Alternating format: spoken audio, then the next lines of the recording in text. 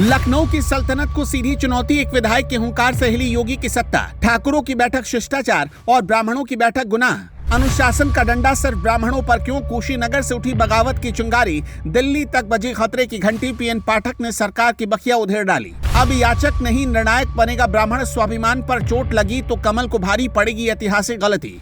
BJP के विधायक ने समझ लीजिए कि दिल्ली तक को हिला दिया है। जिनको लगा था कि ब्राह्मण को दुमछल्ले बनाकर छोड़ देंगे, अब उनको अपनी गलती का एहसास हो चुका है। वो डैमेज कंट्रोल के मूड में आ चुके हैं जो ब्राह्मणों की बैठक का विरोध कर रहे थे।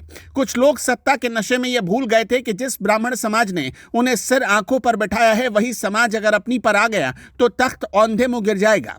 कुशीनगर से उठी एक आवाज ने लखनऊ की सल्तनत को हिलाकर रख दिया है और बता दिया है कि अनुशासन का डंडा सिर्फ एक जाति पर नहीं चलेगा। जो लोग कल तक आंखें तरेर कर बात करते थे, आज एक विधायक के तेवर ने उनकी बोलती बंद कर दी। दरअसल भारतीय जनता पार्टी के कुशीनगर से विधायक पीएन पाठक ने जिस तरह से अपनी ही पार्टी के प्रदेश अध्यक्ष पंकज चौधरी और सरकार के रवैये को आईना दिखाया, उसने लखनऊ से लेकर दिल्ली तक हड़कंप मचा दिया। उनके बयानों पर गौर करें तो ऐसा लगता है कि अब यह लड़ाई आत्मसम्मान की हो गई है। मामला तब गरमाया जब पीएन पाठक ने अपने आवास पर ब्राह्मण विधायकों की एक बैठक बुलाई। इससे सामान्य शिष्टाचार भेंट या सहभोज कहा गया, लेकिन सत्ता के शीर्ष पर बैठे लोगों को यह नागवार गुजरा। प्रदेश अध्यक्ष पंकज चौधरी ने फौरन फरमान जारी कर दिया कि जातिगत आधार पर बैठकें बर्दाश्त नहीं की जाएंगी। उन्हें लगा कि एक नोटिस या चेतावनी से ब्राह्मण विधायकों की आवाज दबा दी जाएगी, लेकिन उन्हें शायद अंदाजा नहीं था कि वो किससे पंगा ले रहे हैं। पीएन पाठक ने जो जवाब दिया, उसने पंकज चौधरी और मुख्यमंत्री योगी आदित्यनाथ दोनों की बोलती बंद कर दी। पाठक ने साफ शब्दों में कहा कि ब्राह्मण विभाजक नहीं बल्कि मार्गदर्शक है।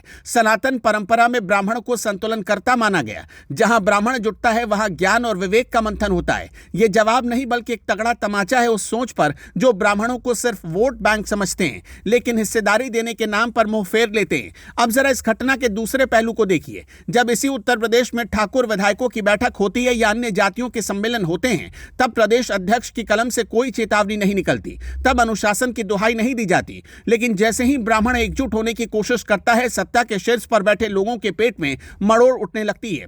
पीएन पाठक ने इसी दोहरे रवैये को चुनौती दी है। उन्होंने बिना डरे बता दिया कि अगर आप जाति के नाम पर हमें टारगेट करेंगे तो हम चुप बैठने वालों में से नहीं हैं। विधायक पाठक का तेवर बता रहा कि ब्राह्मण अब याचक की भूमिका में नहीं रहेगा। उन्होंने सीधे तौर पर चुनौती दे दी है कि अगर कुर्सी के चारों पायों से एक भी पाया खिसक गया तो पूरी सरकार धड़ाम से गिर जाएगी। उत्तर प्रदेश के सियासी आंकड़ों पर गौर करें तो ब्राह्मण मतदाता हमेशा से किंग मेकर रहा। यूपी में करीब 12 से 14% ब्राह्मण आबादी है। ये वो वोट बैंक है जो जिसकी तरफ झुक जाता है सरकार उसी की बनती है। साल 2007 में जब ब्राह्मणों ने हाथी की सवारी की तो मायावती सत्ता में आ गई। 2017 और 2022 में जब उन्होंने कमल का फूल थामा तो बीजेपी प्रचंड बहुमत से आई। 60 से ज्यादा विधानसभा सीटों पर ब्राह्मण मतदाता सीधा हार और जीत तय करते हैं।